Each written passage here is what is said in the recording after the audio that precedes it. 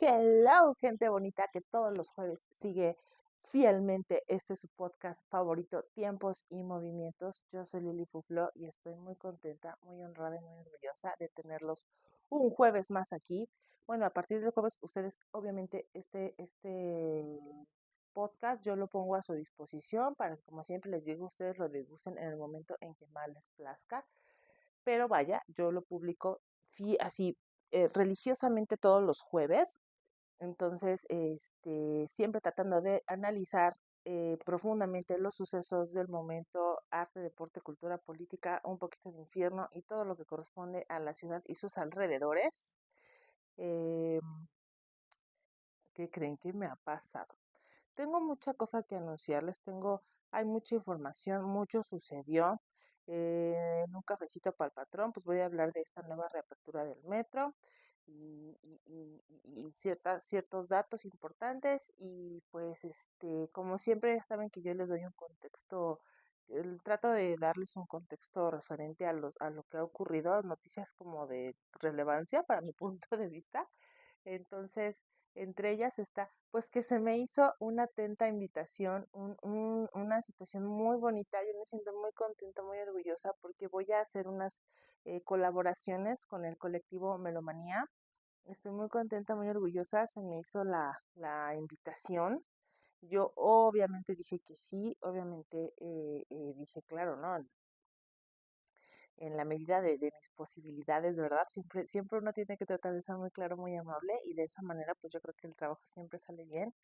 El buen Eric Cervantes ha tenido a bien darme la bienvenida al colectivo, me ha apoyado, me ha estado pues se ha estado contactando conmigo, me ha estado dando toda la información que yo voy necesitando.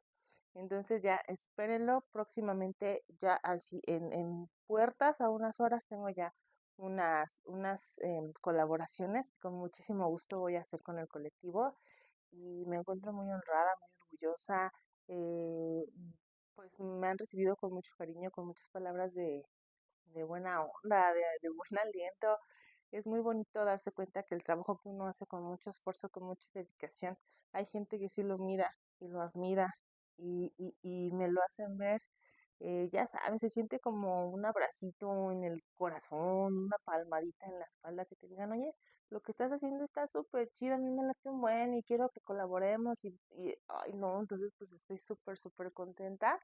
Ya iré yo anunciando y subiendo toda la información correspondiente. Pero bueno, para iniciar este su episodio número 9 de la temporada 5 de su podcast favorito. Sí dije que soy Lili Fuflo, ¿verdad? Sí les dije, ¿verdad? Sí les dije, no les dije. Es que yo estoy bien emocionada, entonces luego yo les quiero empezar a soltar todo el chisme, porque ya saben que el chisme es mi alimento espiritual. Bueno.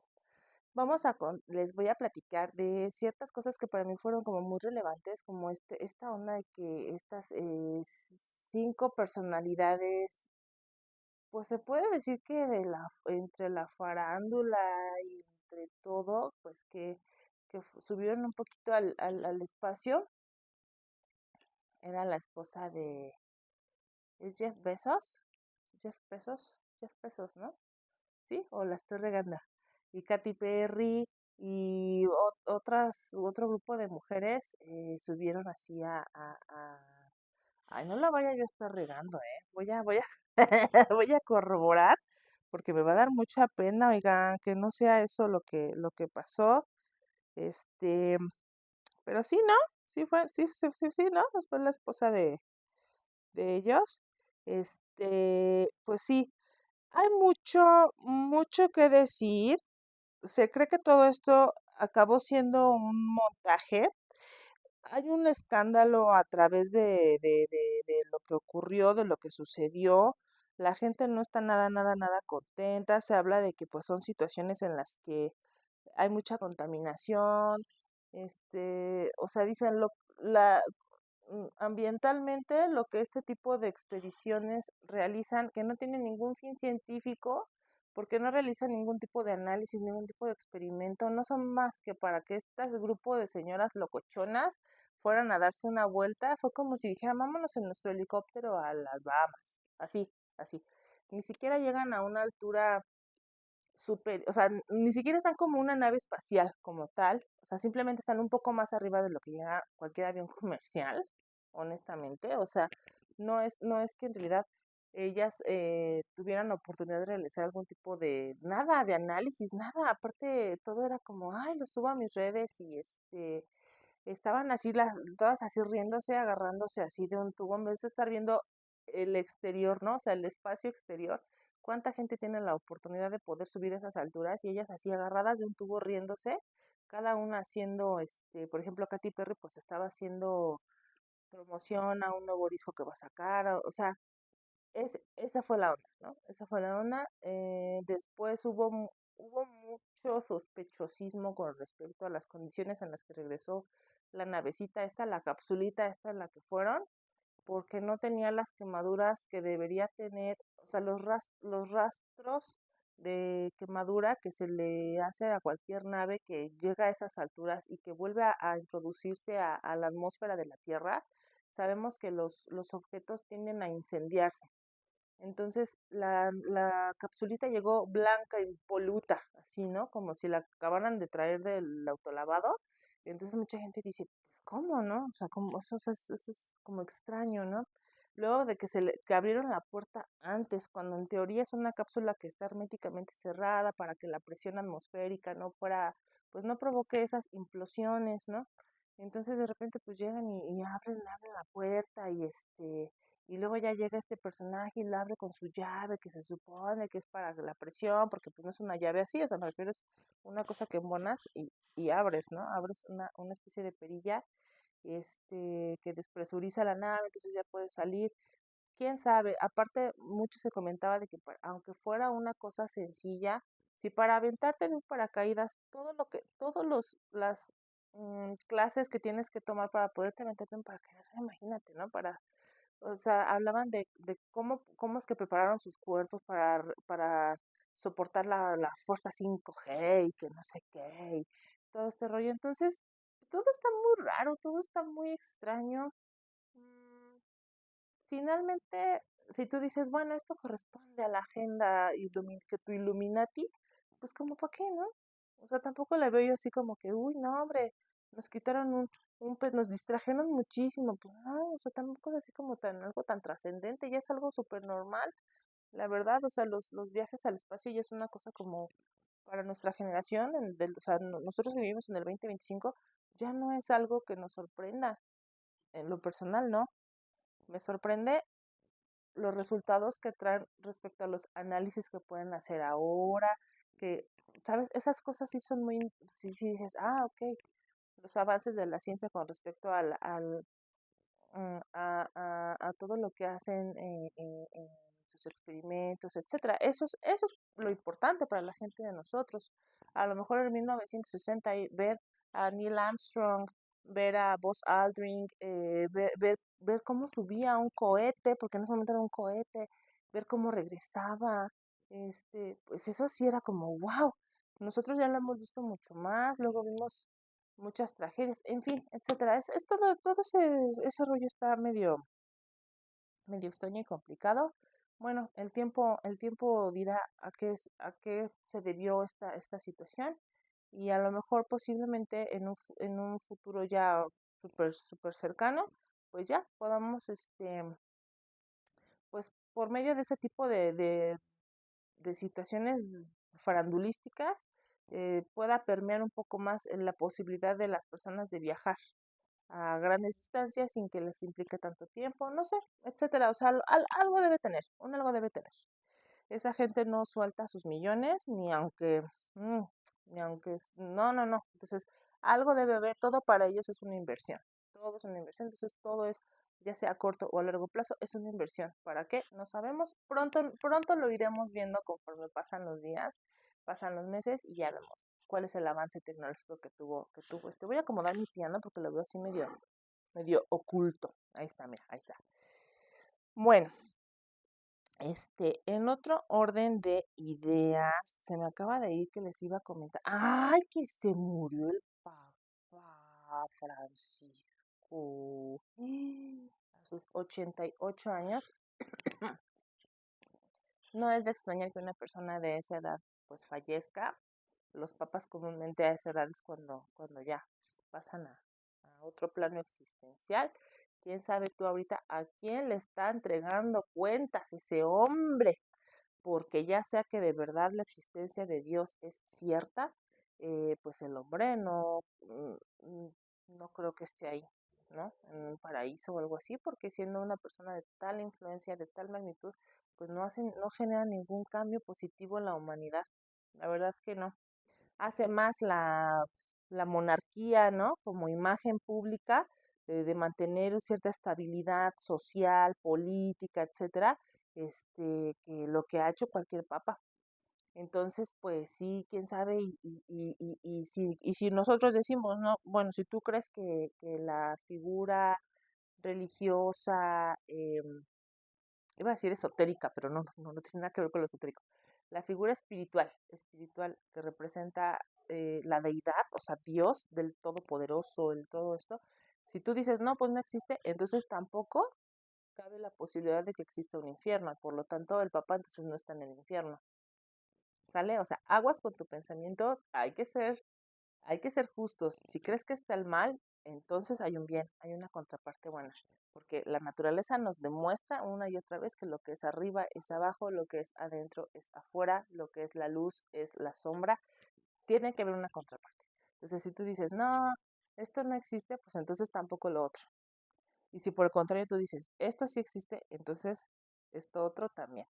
Entonces, pues ahora sí que solamente él sabrá si en verdad lo que nos promete el catolicismo es cierto o no, que es un paraíso, una vida celestial, un eterno descanso, una imagen del Edén, del el paraíso, ¿sabes? Entonces, pues quién sabe, o simplemente se apagó su alma y pues él la gozó, aquí la gozó, porque era el rockstar. ¿Qué estaba diciendo Natagata? ¿Se acuerdan que este papa fue muy polémico porque le dio like de parte de su página de Instagram, le dio like a una chica de la vida galante argentina que se llama Natagata, que en sus fotos de así de poquita ropa, el papa es así, pues, le dio que su like. Obviamente hay una persona encargada de sus redes sociales, pero es la página del Papa que sale like. No lo podía ya creer. Con Natagata. Y bueno, muchas cosas han ocurrido. Ya se dice que ahorita está el Opus Dei a todo lo que da. Están encerrados. Ahí están encerrados a puro pan, vino y quesito y aceite de oliva. Todos los cardenales para ver quién sigue. Y en la fila está el tal mexicano, que tiene cara de maniquí. No, qué cosa, qué cosa, qué cosa. Solamente ellos saben ahorita la pachanga que traen allá adentro. No, yo me imagino salir la natagata. Eh, y todos los papás. Todos los cardenales. No, bueno, ya pronto va a haber se va a dictar un nuevo papa y ese show va a seguir, va a seguir, va a seguir. Qué cosas tan fuertes, qué cosas tan fuertes. Bueno, en su episodio número 9 de la temporada 5 está largo, chicos. Está muy largo. Entonces yo creo que voy a tener que hacerlo en dos partes. O bien ustedes me dirán si les interesa o no les interesa. ¿Ok? O sea, para empezar, porque aquí está una rentándose para su gusto, para darles gusto a ustedes. Hoy quiero hablar de la baraja, ajá, la baraja, sí, sí, sí, la historia de la baraja y pues mientras yo dije, ay, va a ser una cosa sencillita, rapidísima. No, hombre, me fue saliendo un montón de información y una cosa más interesante que la otra y la otra y la otra. Yo decía, Dios mío, qué padrísimo este mundo de la baraja. Miren, es un abanico de oportunidad, de información. Hablar de la baraja es un abanico de oportunidad de conocimiento, de aprender, de saber desde la historia, o sea, desde el punto de vista antropológico, como simbólico, como lúdico, como de entretenimiento, como de esoterismo, no saben, está impresionante, impresionante. Y entonces, pues yo quiero que ustedes, me digan por dónde me voy. Yo, obviamente, a mí la parte que me jaló, quieran o no, mientras yo estaba haciendo la investigación, a mí lo que me atrapó fue la parte histórica, ¿sí? Entonces, o sea, lo que compete a los personajes que representa la baraja. Entonces, pues hay muchísimo de qué hablar, les repito, yo creo que voy a tener que hacer 2 capítulos de esto, pero bueno, la primera baraja o mazo de cartas usado con fines lúdicos se hizo en China y luego se hizo súper popular. En ese momento en China, en el siglo XII, o sea, estamos hablando que el primer masito es que no era un masito de cartas como lo conocemos ahora, que son como de un papel encerado. En ese momento, allá y entonces en China, eran unas lajitas de madera muy, muy, muy finita, como hablar de un triplay, o sea, una cosa así súper finita, en la que se grababan los números, solo números, ¿ok? Entonces, estamos hablando de allá de 1120, que fue la primera vez que alguien habló de la baraja como objeto, ¿no? Como tal. Entonces, este juego de madera súper, súper, súper, súper delgadita que estaba tallada y estampada, se usó en China. La facilidad de su uso hizo que se volviera muy famosa, porque aparte es muy versátil, o sea, tener un grupo de cartitas que tú puedes llevar por todos lados, un grupo de bloquecito de madera que puedes llevar a todos lados, que fácilmente te puedes guardar en un bolsillo y que se presta a crear muchos tipos de juegos de azar. No, pues la hizo súper famosísima, súper popular. O sea, la baraja es una cosa súper popular. En Oriente Medio llegó a Europa hasta el siglo XIII. O sea, estuvo un siglo, o sea, haciéndose súper famosa y popular en China. Entonces ya viajó a Europa y al Medio Oriente. Eh, en este tiempo, o sea, en el siglo XII, de ser ese maderita delgada tallada, obviamente por la facilidad, la practicidad, se empezó a usar telas, se empezó a usar, o sea, cambió de ser de madera a ser un poco más similar al material que conocemos ahora. En Oriente Medio, ya en el siglo XIII, se crea la baraja de 52 cartas. O sea, hasta ese momento, antes eran 34, 35 más o menos, o sea, del 1 al 35 más o menos, y luego ya se jugó a que fueran 52 cartas y se dividió en 4 palos. O sea, ya se ordenó por grupos. Desde siempre fueron las oros, copas, espadas y bastos. O sea, acuérdense que la que nosotros conocemos como la baraja española es como lo más antiguo, ¿sí? Se cree que representa las 4 clases feudales en ese momento, que vendrían siendo la nobleza, que son los reyes, los caballeros, la corte. El clero, que son los sacerdotes, los curas, los padres, ujú. El pueblo, que pues es el grosso, o sea, los campesinos, los trabajadores, los vendedores, todo esto, y el ejército. Ese sería como se dividió. Cuando llega a Europa, las cartas, especialmente en España y Medio Oriente, se hicieron muy, muy, muy, muy, muy, muy, muy famosas y muy populares. Por eso se le conoce como la baraja española, porque ya ahí toma un significado muy profundo y muy simbólico. A mí esa parte de la historia de la baraja me jaló, me atrapó mucho porque se me hace muy interesante. eh, Llegó ahí por medio de los comerciantes, o sea, igual que siguiendo la ruta de la seda, igual que siguiendo la ruta del opio con Marco Polo, o sea, de esos tiempos, igual pues llegaron los juegos de azar, entre ellos pues la baraja, los dados, etcétera, ¿no? Ese es precisamente en España, por eso se le conoce como la baraja española, donde se imprime por primera vez un mazo, ya como lo vemos nosotros ahora. O sea, imagínate desde cuándo jugamos con un objeto que es de ese entonces. En 1392 se imprime el primer juego, el primer mazo de cartas en forma estándar con los 4 palos Ya, se define que es oros, copas, espadas y bastos. Por eso se le llama baraja española.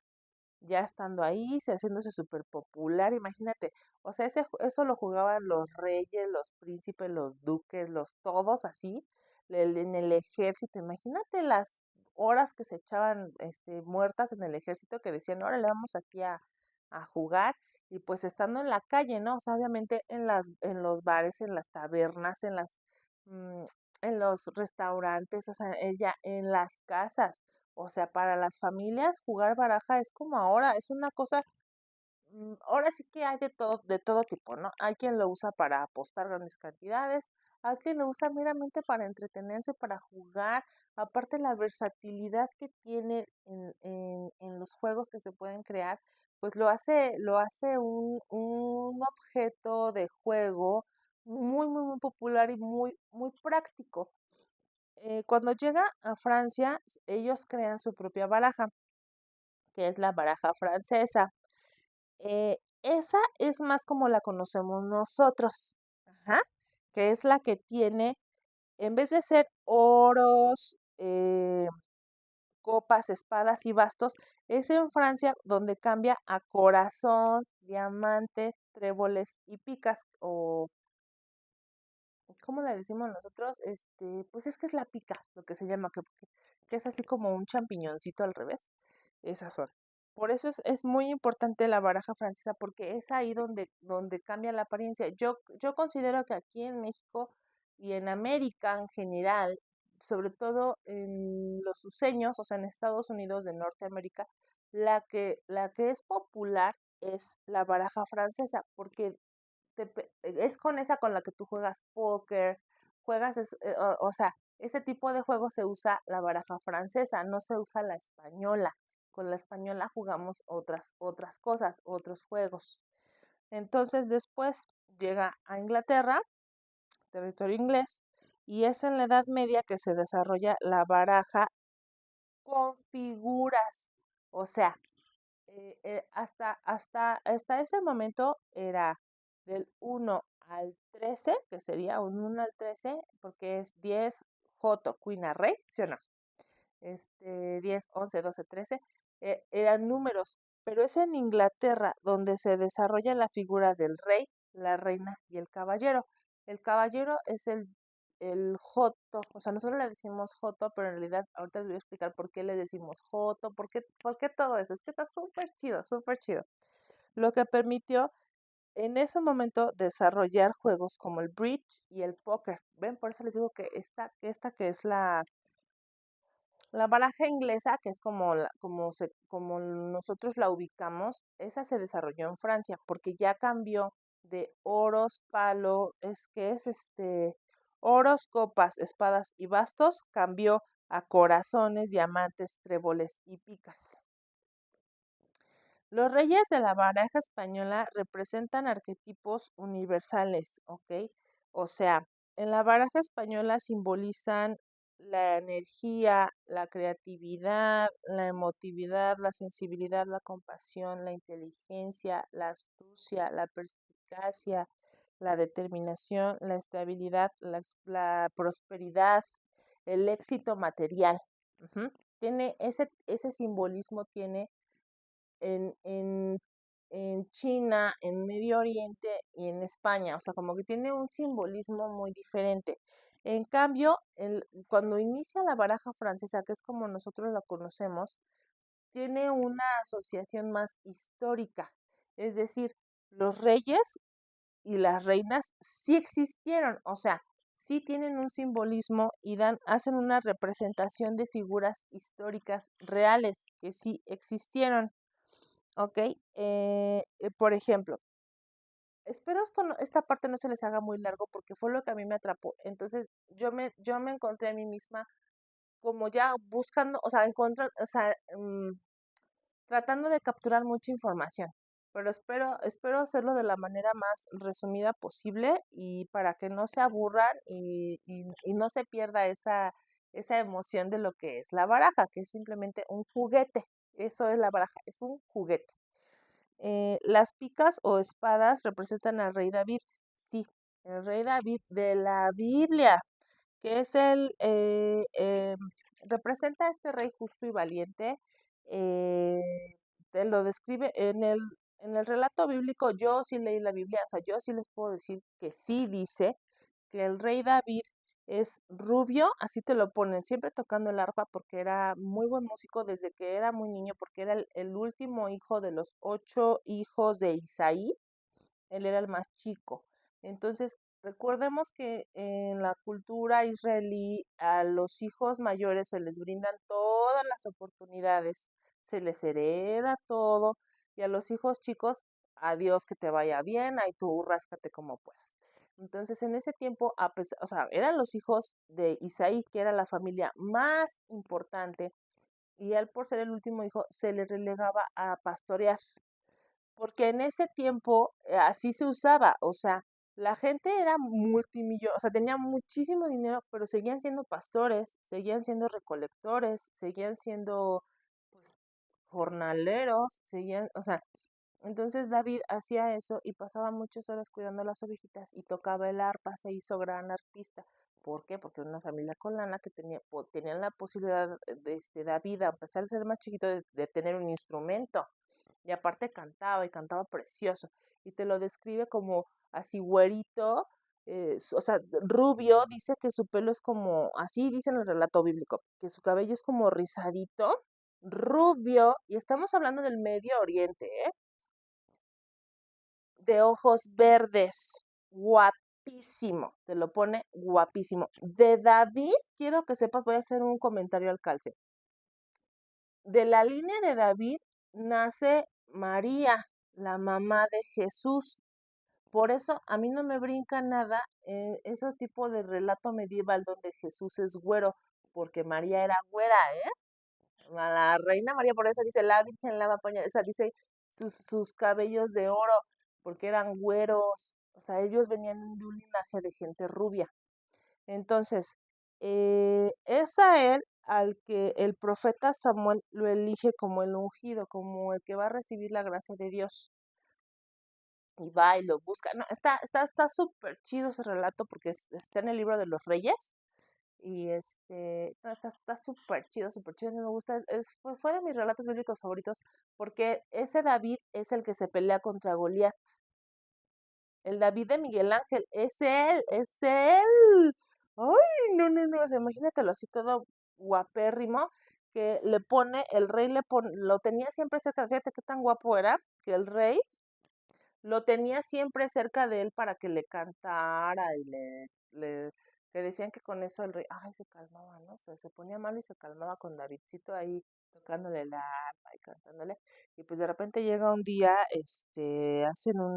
pues le están guerreando y no hay quien sea el bueno. Entonces aparece Goliat, que lo describe también, el relato bíblico también lo describe de 6 codos, que medía 6 codos, o sea, que vienen siendo como 40 centímetros por 6, o sea, como de 2 metros 40. Ya parece, pues sí, sí, uno pensaría que es un gigante, ¿no? Si te llega un canijo de 2 metros 40. Y entonces es David quien le dice, yo voy, ¿no? Y le pone primero la armadura del rey, pues le queda enorme porque pues David era un jovencito en ese momento. Entonces él se la quita y sale hacia el campo de batalla a romperse la Mauser con Goliat, y agarra 5 o 6 piedras, así dice el relato, y las mide y les escupe para ver qué tal dices. No, o sea, es un relato bien chido, o sea, léanse la Biblia, está bien chida, pero léanla sin creer. Si tú no crees, te va a gustar mucho. Entonces, pues es cuando le avienta su onda, porque él traía su onda para cuidar a sus ovejas. Les estoy diciendo que no, es que está bien padre todo eso. Y es él, ¿no? Es él. Ahora, el rey de corazones habla de Carlomagno, emperador del Sacro Imperio Romano Germánico, o sea, romano-germánico. Se supone que Carlomagno, que traducción literal para nosotros sería Carlos el Grande, por eso es Carlo Magno, o sea, Magno es el Grande, Carlos el Grande. em, pues viene a bien lo que hizo, su gran aporte a la política o a su imperio, porque pues a nosotros qué, ¿no? fue que tuvo la extensión geográfica del reino mucho más grande. Todo lo que actualmente nosotros conocemos como Francia, Bélgica, Suiza, Holanda, Luxemburgo, Alemania, Italia, Hungría, República Checa, Eslovaquia, Croacia. O sea, imagínate en ese tiempo, o sea, piensa en esos tiempos lo que es abarcar todo ese territorio a base de pura chingazo, ¿no? Lo describen a Carlomagno. Esta es una descripción de su biógrafo directo, o sea, una persona que estaba día y noche junto a él, anotando todo lo que hacía, todo lo que decía, cómo lo hacía, qué comía, a qué hora iba al baño, con cuántas mujeres estaba, con cuántos hombres estaba, cómo se veía, a qué olía y todo. Y nos dice que era gordo, o sea, gordibueno. Lo describe como gordibueno porque dice que a pesar de ser muy ancho y robusto y de tener un cuello anchísimo, era como de proporción buena, o sea, no era un gordo como Carlos V, que estaba así todo, Carlos VIII, que estaba así todo, Enrique VIII, perdón, que estaba todo así, el de Ana Bolena, que lo describen así, que se puso marranísimo.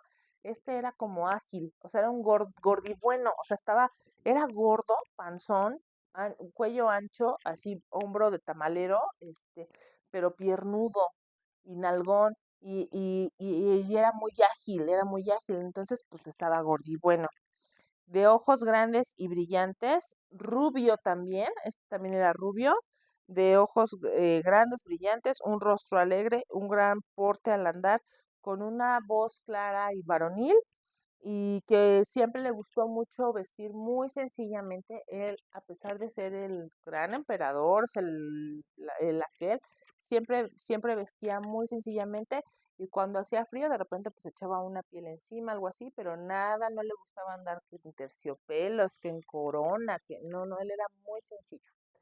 Ahora, el rey de Tréboles es Julio César, el general político romano y dictador de Roma, ¿no?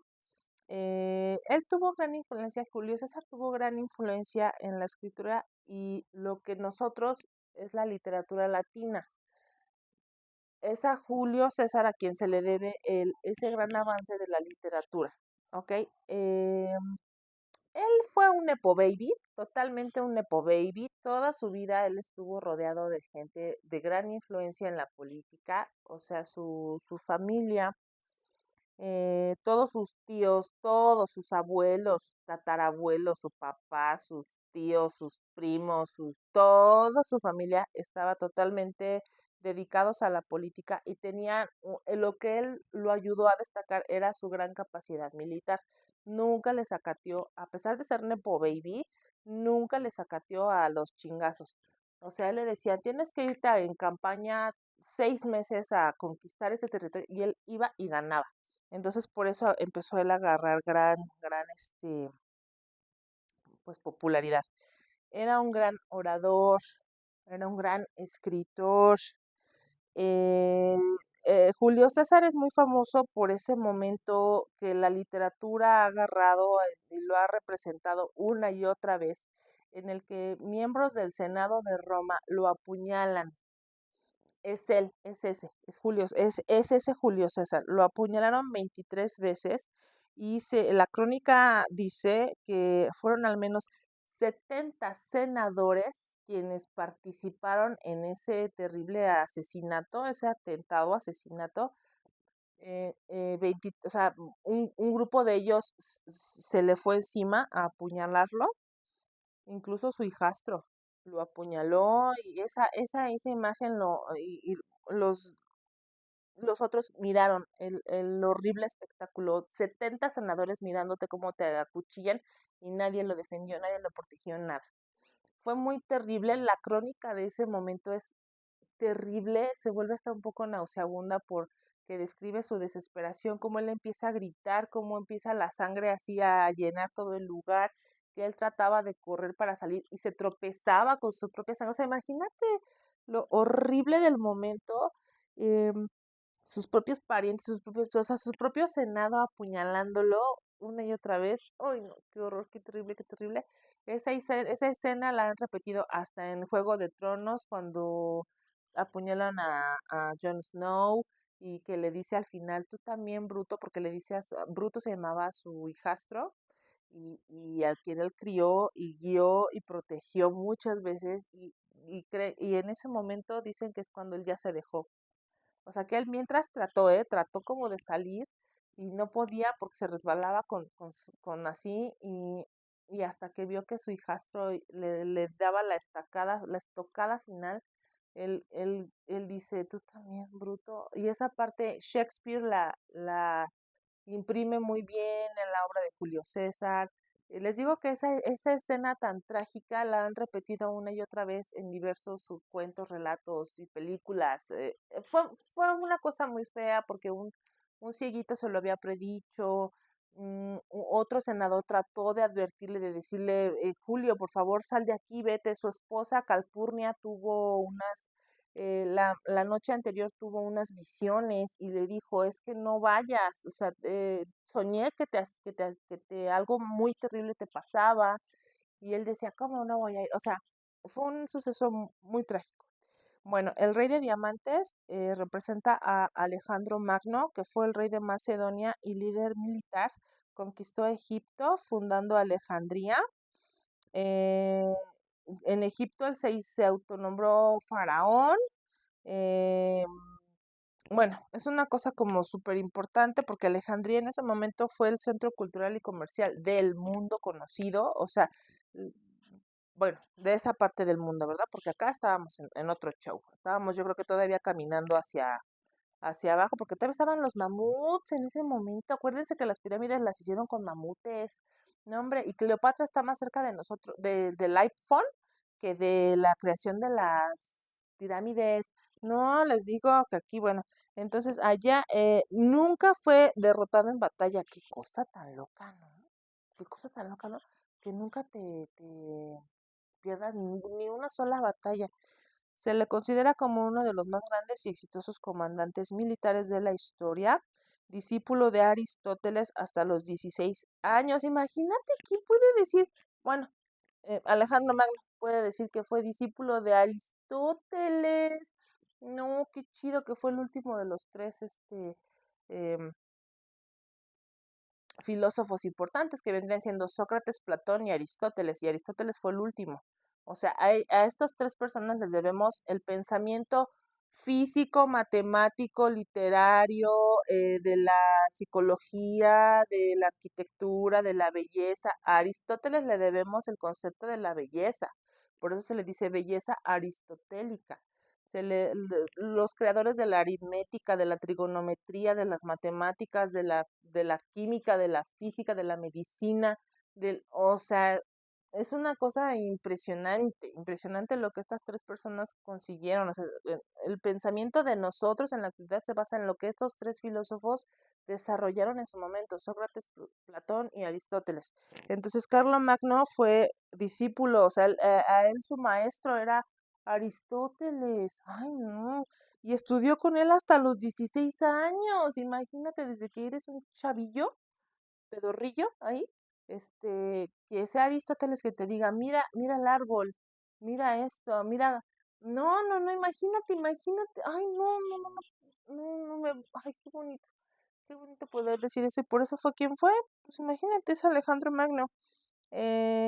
Implementó tan inteligente era, tan hábil era, tan chucho cuerero era Alejandro Magno, que a él se le ocurrió empezar a desarrollar la ley política fusión, que, en ese momento era la primera vez que él dijo, dejemos de hacer la guerra y empecemos a casarnos.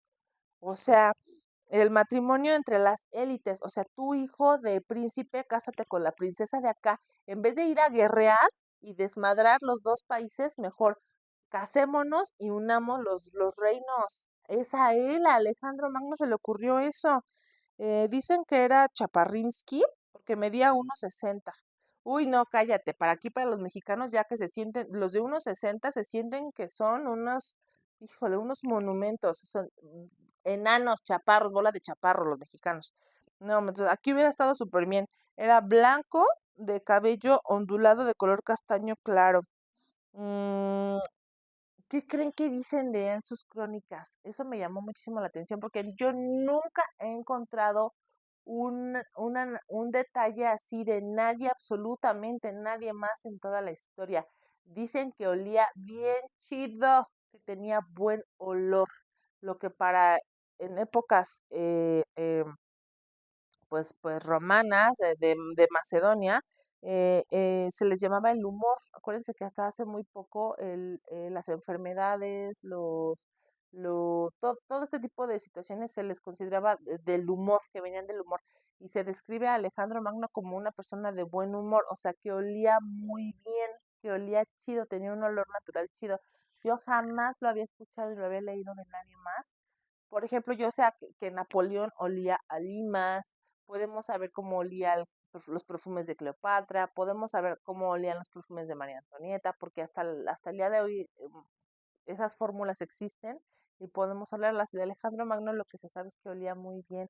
Yo creo que se bañaba constantemente, no era cochino. Y ya, pues ya por eso decían, no, pues huele bien rico, o sea, huele bien, huele muy bien.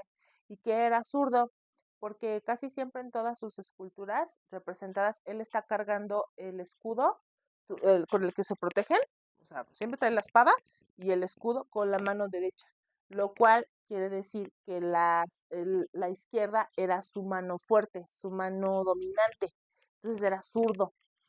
Bueno, yo creo, chicos, que ahí le voy a parar, porque ya llevo bastante buen rato y quiero todavía describirles, pues, las reinas, de quién estamos hablando, todas las reinas de la baraja.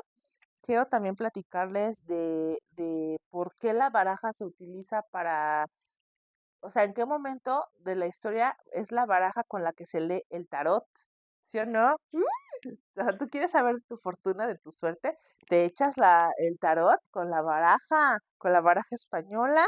Quiero también platicarles de muchos datos curiosos. Vean todo lo que tengo por contarles todavía. Entonces es muchísimo. Miren nomás, miren nomás.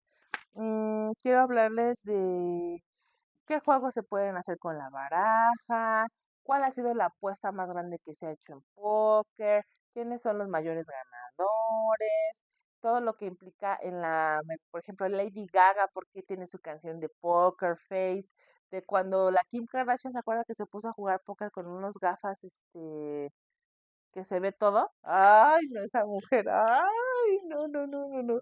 Si no nacía, Disney la dibujaba. Ay, no. Bueno, muchísimas cosas de los torneos, la serie mundial de póker, o sea, es que es muchísima información, todo se me hace súper, súper chido y no quiero que le pierdan pues detalle a todo y si les aviento todo ahorita, pues ya se me van a quedar bien, bien aburridos, bien dormidos. Bueno, yo también le quiero dar muchísimas gracias, aparte de Colectivo Melomanía y a Eric Cervantes, quien me ha dado la más cordial bienvenida a este proyecto. Esperen próximas colaboraciones que voy a hacer con Colectivo Melomanía. Me voy a divertir muchísimo, me va a encantar. Lo voy a hacer con el mayor amor, con todo, todo, todo de mí, para que a ustedes les guste mucho, mucho más.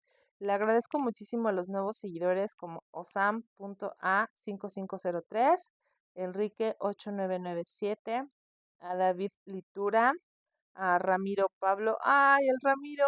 Hola, amigo. Él tiene un proyecto. Bueno, luego les platico de su proyecto porque usa unas máscaras loquísimas que me gustaron mucho. A Rolando Guzmán 0782, a J. Manuel Zun, a Andrew Flames, a Omar Buitre, Obernal 242, Conde.Martínez. Los nuevos seguidores de Twitter también estoy muy, muy, muy, muy, muy, muy, muy, muy, muy contenta. JJTT941, a Marius Challenger, a Freddy, a Uskauska, Mike, Mila. Ay, mujeres, qué felicidad me da tener nuevas amigas, nuevas compañeras, nuevas personas con quien platicar. De verdad me agrada muchísimo, me alegra muchísimo. A Paola Carrasco, muchísimas gracias, Paola. Solo observo lo mejor. Ay, qué bonito nickname. A Francisco Ibarra, OGR, el karateca gordo. al karateca gordo, a Muñe, ¡ay! Otra chica, María Mena, a Pagui, Humberto Pérez, a Yagis, Sofi 448067. Ay, muchas gracias. Alex Camel, uy, no, bandas, amigo mío, de Marginados, muchas gracias, qué bonito se siente cuando alguien a quien tú admiras te empieza a seguir. ¡Uy! Y este es el caso de Ed Camel. Paco Francisco Villa, a Vale, Mayra Núñez, a Manujua, Lisette Conceta, Monse. No, ahora sí estoy jalando muchas chicas. Estoy muy contenta, de verdad, muy feliz. Algo bueno estoy haciendo porque llamar la atención de las mujeres pues es una tarea muy complicada, muy difícil. Y Ay, según yo ya le había tomado pic a esa información, porque quiero que pasemos a su gustadísima sección, un cafecito pa'l patrón. Pues, ¿qué creen? Que ya por fin se le hizo a la línea rosa. No manches, con bombo y platillo por fin reanudaron un tramo más de la línea rosa, porque todavía faltan unas otras estaciones, ¿no? Dios mío, ya para el 2030. Estamos en 2025, hablar de 2030 no está tan alejado. Ay, no. Pues ni más ni menos que nuestra Claudia Sheinbaum, nuestra señora presidenta, y Carla Brugada, nuestra jefa de gobierno, fueron ellas en persona a inaugurar, cortaron listón, pasaron su tarjeta, tú que le hicieron a la jalada de pasar la tarjeta, que, ay, no, bueno, reabrieron el tramo de Cuauhtémoc Chapultepec de la línea 1, o sea, la línea rosa del metro de aquí, la Ciudad de México. Dicen que renovaron al 100% todo el sistema de ahí. Yo la veo muy igual, la verdad. Pero bueno, se supone que renovaron la vía, pilotaje automático, nuevo sistema eléctrico, que metieron nuevos trenes, que, que le metieron a todo lo que tiene que ver con los pisos, pues, porque metieron piso nuevo, escaleras eléctricas, techos renovados, placas en braille táctiles, o sea, para facilidad de los usuarios con algún tipo de capacidad diferente. eh, 4 nuevos elevadores, porque pues ya saben, ¿no? Siempre es un show eso. Entonces, este nuevo tramo de Cuauhtémoc Chapultepec, pues ya, por fin lo abrieron. ¿Qué les iba yo a decir? que, que le metieron nuevos ventiladores a los vagones, etcétera, pues ya sabes, ¿no? Todo el show. Este, Ay, ¿dónde está? Aquí está. Dice, la línea beneficiará a cerca de 50,000 personas, solo la línea 1 transporta a 50,000 personas todos los días, o sea, cada día. No estoy diciendo que al año, no. 50,000 personas todos los días se mueven por la línea 1, lo que comprenden las 17 estaciones. Y pues bueno, todos estos como 3, 4 años, ¿no? Que estuvo cerrada, pues fue en teoría para esto, para generar un beneficio mayor, para que los usuarios podamos tener unas vías del metro, una línea del metro con movilidad correcta, segura y pues para el uso de las personas, ¿no? En la ciudad. Y así las cosas, ¿cómo ven? ¿Cómo la ven? No, pues estuvo muy chida la cosa. Yo los espero el próximo jueves para juntos de la mano desmenuzar los sucesos del momento. Yo se los entrego servidito en bandeja de plata para que ustedes lo degusten en el momento en que más les plazca. Yo soy Lili Fuflo y estoy muy contenta y muy honrada de tenerles estas nuevas noticias. Y por favor, síganme en todas mis redes, compartan, denle like, déjenme un comentario. Ya saben que yo todos los comentarios los leo, les contesto rapidísimo. O sea, yo rapidísimo me voy. Este, suscríbanse al canal de YouTube Lili Fuflo, suscríbanse a mi Facebook, a Instagram, TikTok, todo lo que se pegue en el momento y pues yo trato de darles la información del momento más veraz, de la forma pues que yo comprendo que es más pues más simple y más sencilla, con unos toques de comedia, un poco de alegría, porque de eso va la vida. Disfruten mucho la vida, quiéranse mucho. Le mando un saludo muy especial a mi matrioshka, la matriarca, quien está pues ahorita un poco con el corazoncito un poco ponchado. Nos hemos estado llevando unos sustos muy feos. Es muy triste de repente encontrarte con tu familiar tirada en el piso y tú así agarrándola y agarrando las cosas y sin saber ni qué hacer.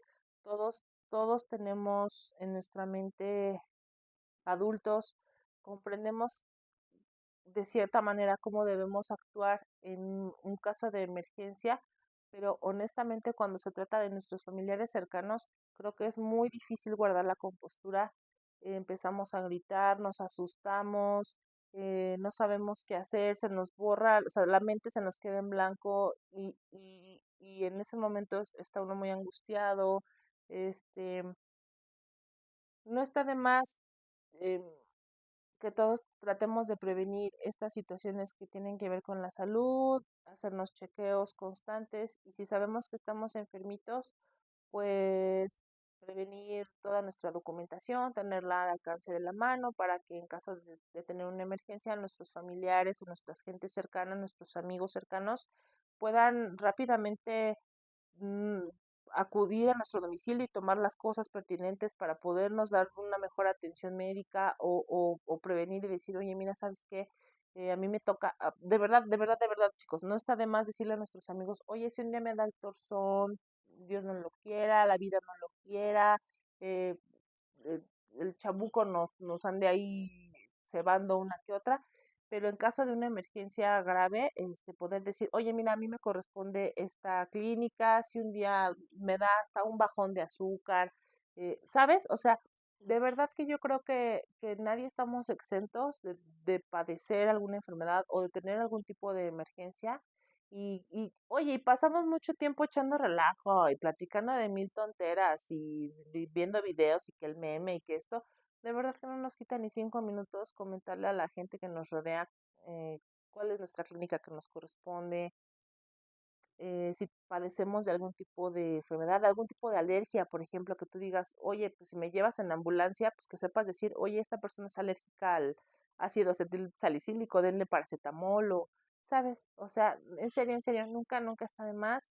Ustedes pregúntenle a sus amigos, ustedes pregúntenle a sus familiares, oye, si un día te da el torzón, ¿qué hago? ¿A dónde te llevo? Porque en serio, saber ese tipo de datos es lo que hace que en momento de emergencia, pues no estemos así como mensos, así sin saber ni qué hacer, ni a quién hablarle, ni nada. De veras, de veritas, de veritas, de veritas. Tengan a la mano el número de una ambulancia, de un taxi de confianza, etcétera. O sea, hay que prevenir para no lamentar. Los quiero mucho, soy Lili Fuflo. Chao, los veo el próximo jueves.